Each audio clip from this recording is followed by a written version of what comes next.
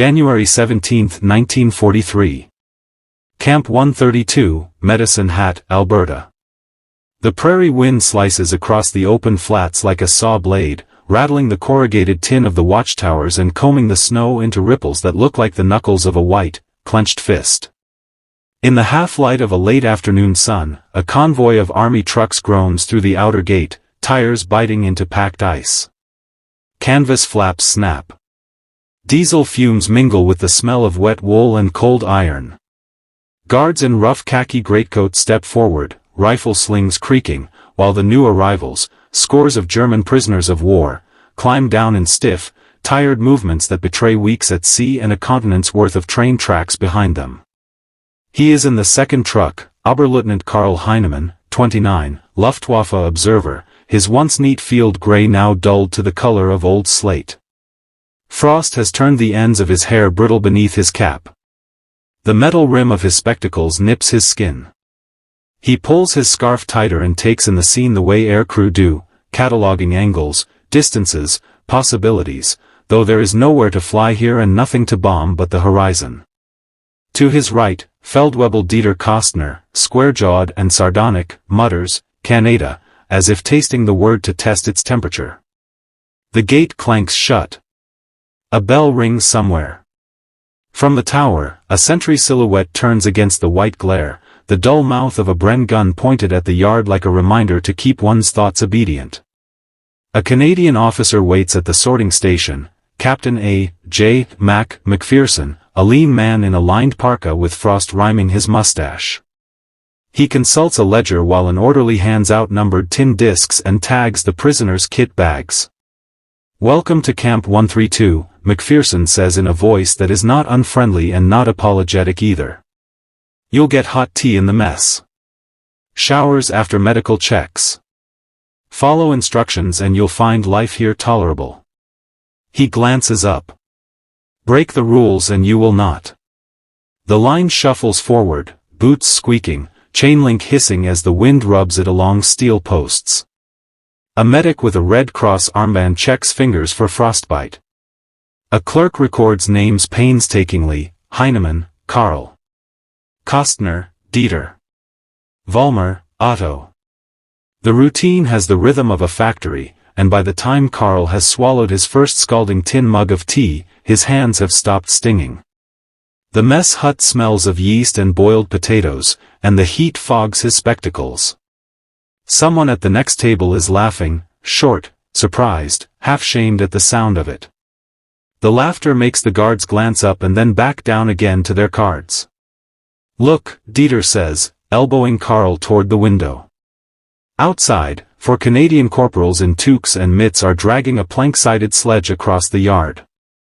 On it, battered wooden sticks, a handful of black pucks like coal biscuits, and 2 canvas sacks that clink with metal. The corporals dump the load at the edge of a flat, flooded rectangle where the careful scrape of shovels has revealed glass-clear ice. A prisoner in a greatcoat, older, with a healer's hands, stands transfixed as one corporal holds up a pair of leather boot skates, the blades flashing like a grin. Karl blinks. The sound he hears is not the bark of a guard, not the crack of a bolt sliding home, but the nick-nick of steel across ice. 2 Canadians lace up and push off, carving lazy figure-eights as if sketching on a clean page. Their breath ghosts in the air. A puck skitters, a stick meets it with a wooden clack that echoes off the huts. Somewhere a raven caws, indignant that such joy has landed inside barbed wire. This is a joke, Dieter decides. To taunt us. But Captain McPherson steps into the doorway, snow ticking off his shoulders. "Hockey," he says, pronouncing it as if the word has weight and purpose. "If you want a closer look, you organize yourselves. We'll be needing a list. Anyone who knows how to skate, or wants to learn." He glances at the corporal with the ledger.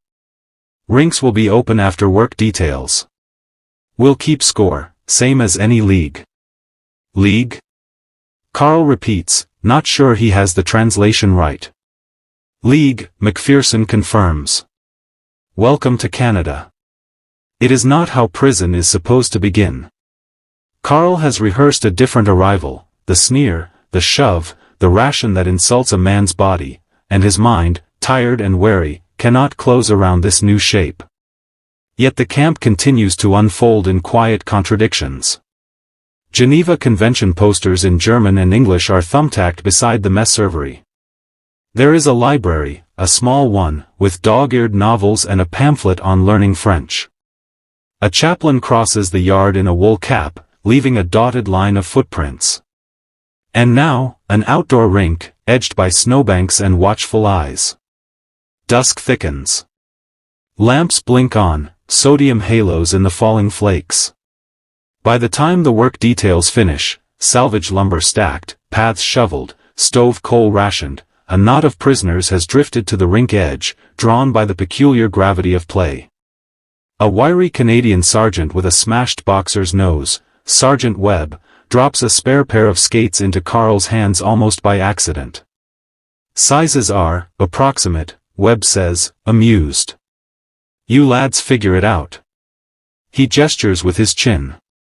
Blades stay sharp if you avoid the gravel. Keep them dry.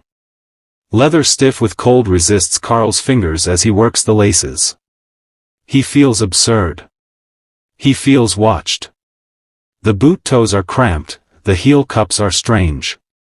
He stands, wobbles, sits again while Dieter snorts and then, unexpectedly, takes a pair for himself. The first step onto the ice is a small surrender. The second is a rediscovery of balance, the way steel wants to move, how weight becomes a sentence you can write and erase in the same motion. A prisoner in a navy pea coat, Otto Vollmer, a machinist from Bremen, pushes off with cautious strokes, arms out like a counterweight. He grins with all the suddenness of a boy. Rules announce themselves. No checking near the boards. Sticks stay low. Offside is explained, then abandoned, then reinstated with theatrical groans. The puck caroms like fate. The Canadians keep time with a pocket watch and a whistle. When one of the guards, Corporal Singh, glides backward with practiced ease and flicks a pass that lands silk-soft on Carl's stick, the whole yard seems to inhale at once. Carl winds up, strikes, and hears the clean report of wood meeting vulcanized rubber, a sound that is almost musical after months in which everything has been metal and command. He misses the open net by a foot. Raucous laughter, German and Canadian, rides the wind and scatters across snow. The sentry in the tower leans on the rail. McPherson's mouth quirks as if to say that scoring isn't the point yet. The point is how the cold bites and how you bite back, the way sweat stings your eyes even when air freezes in your nostrils, the miracle that your lungs still want more of this sharp, unkind oxygen. The point is that night is less crushing when carved into periods and shifts, when a game clock pretends time can be tamed. Afterward, legs wooden, Carl sits on the rink's edge unlacing skates he didn't know he needed. The prisoners talk with a new tempo, where they learned, who has played, how to flood the ice better tomorrow. Dieter peels off a mitten and rubs a bruise, incredulous and proud. A league, he says, as if naming a foreign bird that somehow landed on his shoulder. In a camp. Carl looks at the blades, the way they reflect lamplight. He thinks of the engines he trusted at altitude, the gyros that spun in darkness, each instrument insisting that balance is possible if you read it right. Behind the mess, a portable pump coughs to life, and Canadian engineers in mufflers begin sluicing new water over the rink, letting it glass over for morning. Somewhere in the huts, someone is already drawing up a schedule on scrap paper, Group A versus Group C, Wednesdays and Saturdays. Points tallied.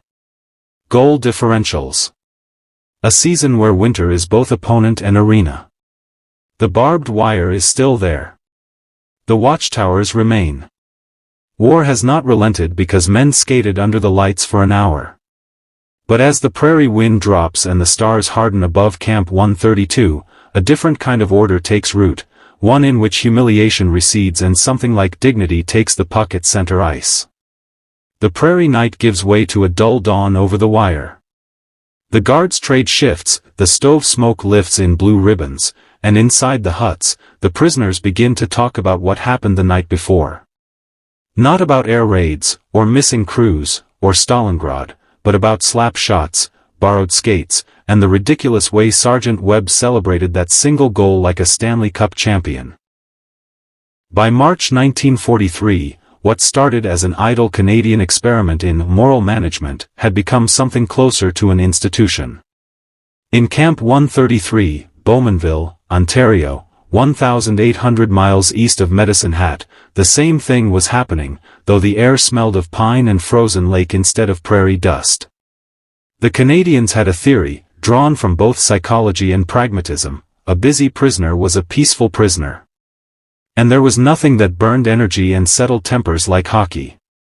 The first official Camp League took shape under the curious eye of Lieutenant Colonel James Walker, Commandant of Bowmanville. Walker, a veteran of the First War, believed discipline could coexist with decency. "Let them skate," he told his officers one morning, pacing before the blackboard. "They'll learn teamwork, not escape routes. They'll burn calories, not bridges. A man can't plot much when his lungs are screaming for air." So, the Canadians cleared the yard of snow and flooded it nightly with water from the nearby creek, forming a rink big enough for 20 men. The prisoners, U-boat sailors, Luftwaffe flyers, and Wehrmacht infantry, volunteered by the dozens. They cobbled together uniforms from dyed bedsheets and stitched armbands bearing the names of teams that sounded half serious, half mocking: the Rhineland Rockets, the Bavarian Blades, Team Atlantic, and one particularly audacious group that called themselves the Luftwaffe Leafs. When Karl Heinemann arrived at Bowmanville as part of a transfer group that spring, the camp already hummed with anticipation.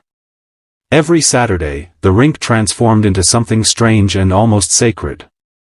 Guards took bets on final scores. Prisoners cheered from behind snowbanks. A German carpenter named Rudi Behrens, who had worked in a Hamburg shipyard, became the unofficial equipment manager, reshaping sticks with a borrowed plane and sharpening skates with an improvised file made from a piece of salvaged saw blade. Each game began with ritual precision. The Canadian referee, a local farmer turned corporal, would drop the puck as the prisoners crouched low, their breath steaming like exhaust. The whistle shrieked, and for 20 frenetic minutes, war became something suspended, frozen in the slap of the puck, the hiss of skates, the groan of boards. The irony wasn't lost on anyone. Outside the fence, the world was at war. Cities burned. Ships sank. Inside, enemies shared laughter, bruises, and cups of scalding tea between periods. There were moments when the boundaries blurred altogether, like the afternoon a Canadian goalie borrowed a German skates because his own pair had cracked, or the day two guards joined the match, just to even the sides. Karl was drawn into it almost unwillingly. At first, he played defense, cautious and calculating. But his pilot's instincts, the same spatial precision that once guided him through tracer fire, made him a natural at reading angles and timing rebounds. "You play like you're steering a bomber," Dieter joked one night, "but at least no one dies when you miss your mark." The officers allowed the league to grow. They even printed schedules and posted results on the bulletin board outside the mess hall. Camp rumor had it that Ottawa knew all about the experiment and approved. After all, the Geneva Convention demanded humane treatment, and Canada, distant from the front and rich in space, had room to be generous.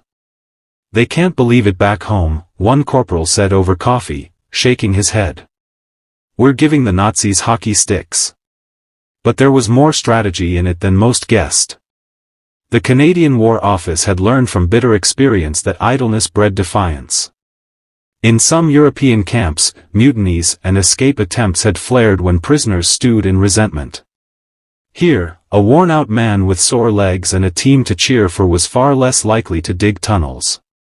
Hockey became, in its peculiar way, a tool of peacekeeping. That didn't mean tensions vanished. Bowmanville would later erupt into one of the most infamous POW incidents in Canadian history, the Battle of Bowmanville, when prisoners rioted against being shackled, leading to 3 days of chaos and injury.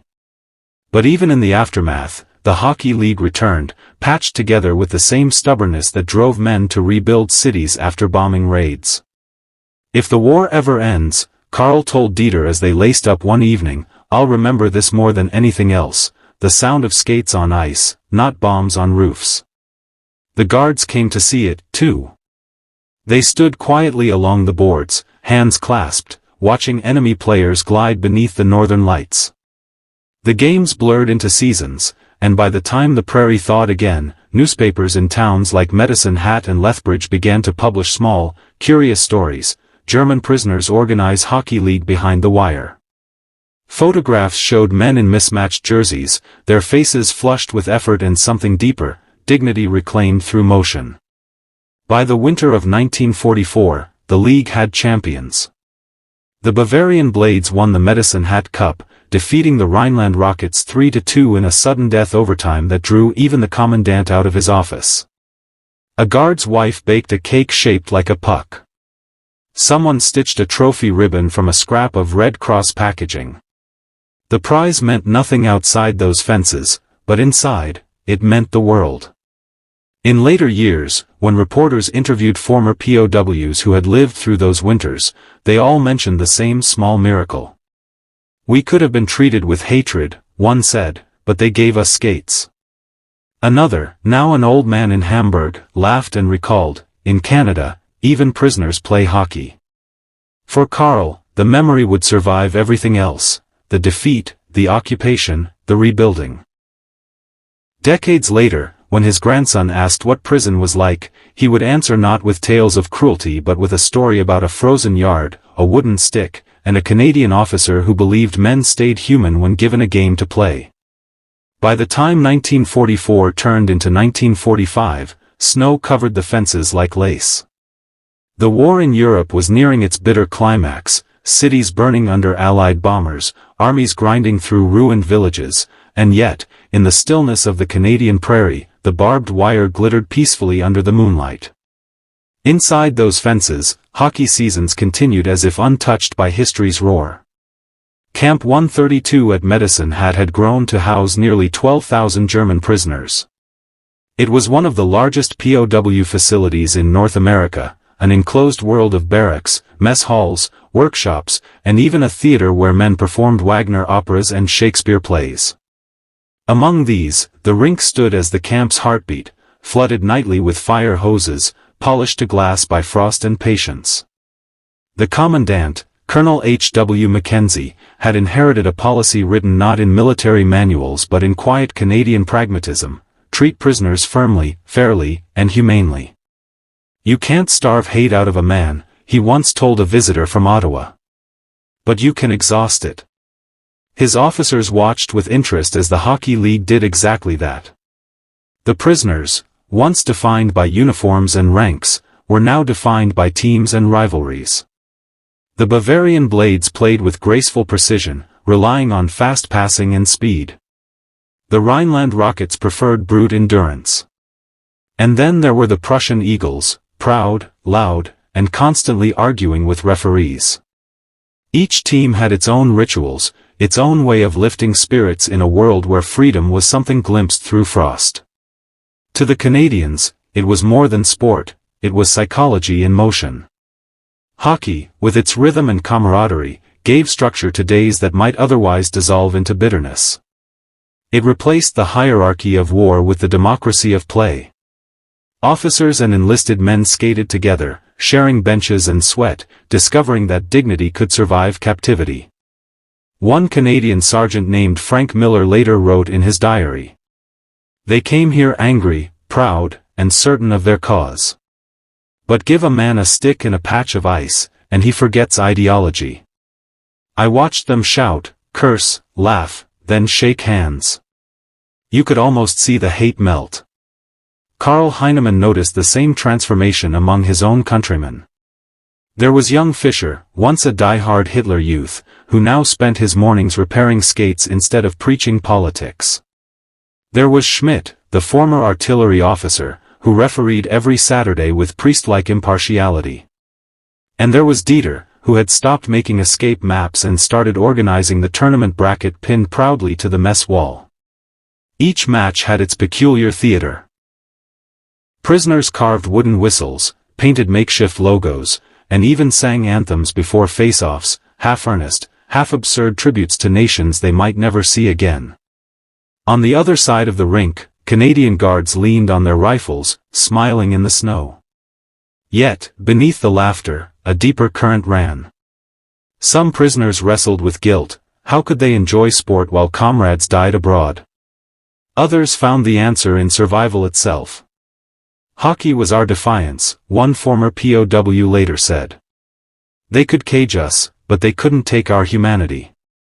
Every pass, every shot was proof that we were still men. The game also worked subtle diplomacy. News of Canada's humane treatment of POWs spread through letters and whispers, reaching even the ruins of Germany. It softened post-war animosities before peace was signed. Historians would later call it a quiet victory of character, one that contrasted sharply with the cruelty found in camps across the world. But not all was harmony. Medicine Hat itself would witness two dark episodes, murders committed by Nazi diehards against fellow prisoners accused of betraying Hitler. Those crimes shocked the Canadian public and forced tighter discipline inside the wire. Yet even as gallows were built and courts convened, the rink endured. McPherson, still respected by both guards and prisoners, insisted the games continue. If we end the league, he said, we end the only thing keeping them from turning on each other. That winter, Karl's team faced the Prussian Eagles in the championship. The ice was rough, the crowd of prisoners restless. When Karl took the opening face-off, he glanced up and saw the stars pricking through the night sky. He thought of home, of Bremen's frozen canals, of laughter before the war, of everything that had been taken and might never return. Then the whistle blew, and instinct took over. The match was ferocious. Wood clacked against wood, bodies collided, shouts rang through the cold. When the final buzzer echoed, the score was 2-1. The Bavarian Blades had won again. The crowd, guards and prisoners alike, erupted in cheers. For a fleeting instant, there were no victors or vanquished, only men alive in a world that had forgotten them. By summer 1944, the wheat fields around the McLean farm had turned to waves of gold beneath a wide blue sky. The air was filled with the hum of insects and the rhythmic clang of farm tools. The snow had long melted, and with it, much of the invisible barrier that once separated captor from captive. Karl and the others now moved freely between the barn, the fields, and the house. They shared meals during harvest time and laughter during rest breaks.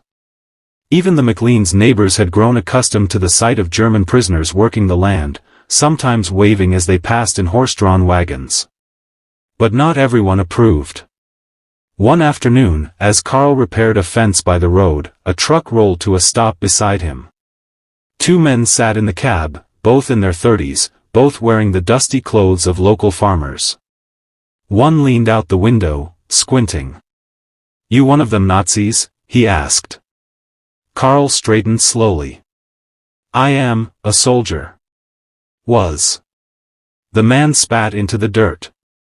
"You shouldn't be out here without a guard. Folks ain't gonna like seein' that." Robert McLean, who had been stacking hay nearby, walked over. "That'll be enough, Bill," he said firmly. "They're workin' men now. They earn their meals same as you." The man muttered something under his breath before driving off, dust trailing behind him. Karl watched silently as the truck disappeared down the road. "He hates us," he said quietly. Robert sighed. "He lost a brother in Normandy. Hates all some folks got left." Karl nodded, understanding. He too had lost friends, men whose names were now carved into stone in some faraway field. That evening, after chores, Karl sat by the small window in the bunkhouse and wrote another letter he could never send. "There is a man here who lost his brother in the war. He looked at me as if I was the one who killed him. Maybe I did, without knowing. I don't know how to make peace with that. But the farmer, the one we work for, says hate is something a man has to let go of before it poisons him. I wonder if that's true for both sides." Outside, fireflies flickered over the tall grass. The sound of crickets filled the night. Weeks later, news reached the farm that the Allies had landed in France. Robert read it aloud from the newspaper at breakfast. The room went quiet. Hans whispered, "Maybe the war will be over soon." Robert looked up from the paper. Maybe. One way or another. But for the prisoners, the thought brought no joy, only confusion. What would happen when the war ended? Would they be sent home, or would home be nothing but ruins? Would their families even recognize them after so much time in another world? One day, Margaret found Carl sitting outside the barn, turning a small photograph in his hand, a picture of his mother standing beside a wooden gate back in Hesse. "She looks kind," Margaret said gently. Carl nodded. She was. She always said that kindness is stronger than fear. I didn't believe her. He looked up at the field stretching to the horizon. But maybe she was right. Margaret smiled softly. She sounds like a wise woman. Their eyes met, and for a moment, there was no war between them.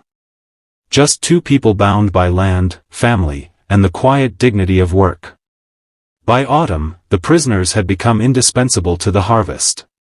The McLeans treated them less like workers and more like distant relatives.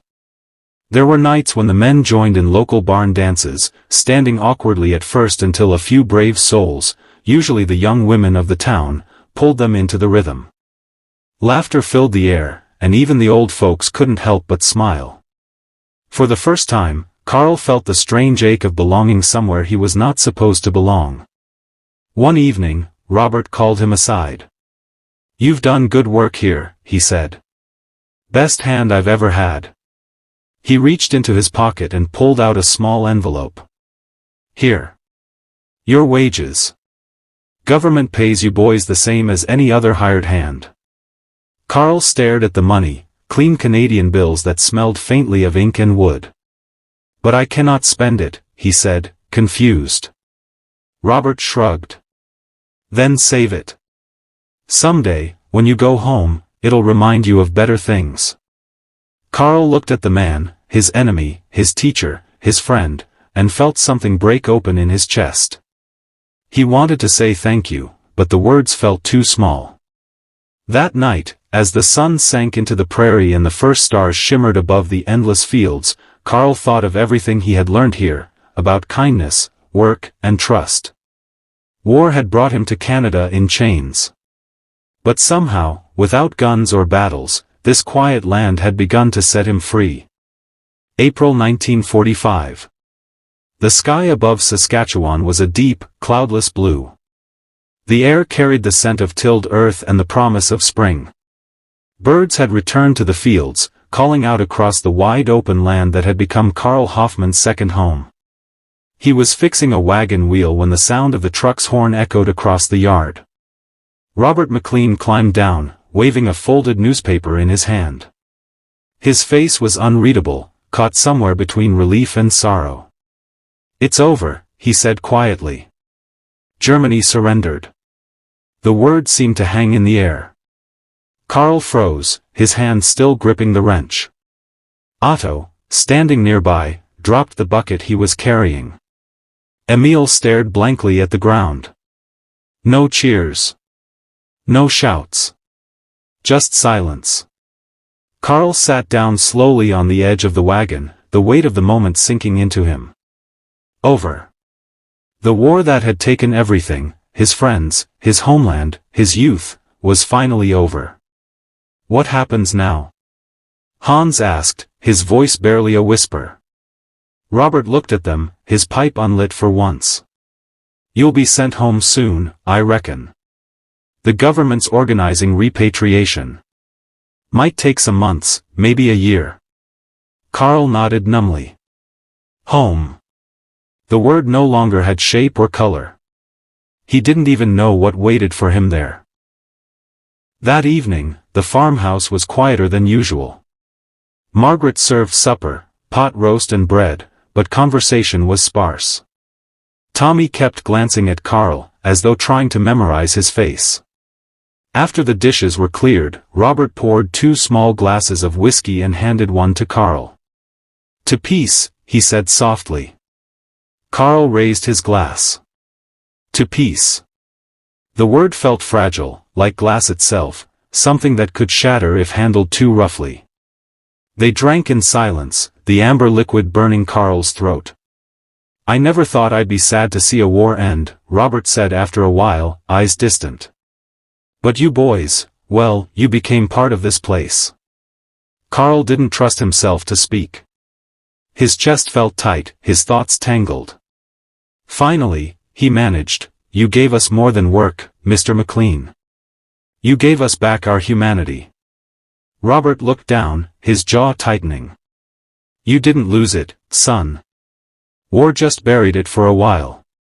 The next morning, a military truck arrived. 2 Canadian officers stepped out, carrying a clipboard and a list of names. "We're collecting POWs from local farms," one said briskly. "They'll be transferred to Camp 133 until transport's arranged." Margaret came out onto the porch, clutching her apron. Tommy stood beside her, his face pale. Carl and the others packed their few belongings, a spare shirt, a pocket knife, a folded letter never sent. Margaret had left a small bundle on each bunk, loaves of bread, a bar of soap, and a hand-knit scarf. On Carl's, she'd placed a small note. "For the son I never had. May you always find warmth wherever you go." When he stepped outside, the McLeans were waiting. Margaret hugged him tightly, her eyes glistening. "Take care of yourself, Carl," she whispered. "You'll make a good farmer again one day." Robert extended his hand. "You ever find yourself in Canada again," he said, "you've got a place at this table." Carl hesitated only a moment before shaking it firmly. "Danke," he said. "For everything." Tommy shuffled his feet, then ran forward and pressed something into Carl's palm, a small brass button from his jacket. "So you don't forget us," he said. Carl smiled faintly. "I could never." As the truck rumbled away down the dirt road, Carl looked back through the window. The farmhouse grew smaller and smaller, until it disappeared into the golden horizon. For the first time since his capture, he felt the ache of leaving something good behind. Months later, Carl stood on a dock in Liverpool, waiting for the ship that would take him back to a broken Germany. In his pocket was Margaret's note and the small brass button. Around him, hundreds of other former prisoners murmured in quiet anticipation. He wondered if any of them had known kindness as he had. Years passed. He returned to his village, rebuilt his father's farm, and married a local girl. But every Sunday, when the scent of roast meat filled his kitchen and laughter echoed through his home, he would pause for a moment and remember that house in Canada, the warmth of its kitchen, the ticking of its clock, the sound of his name spoken without anger. He often told his children, "When I was a prisoner, I met people who showed me what freedom really means." And sometimes, on quiet evenings, he would take out the brass button, still polished from years of handling, and whisper softly in English, "Thank you."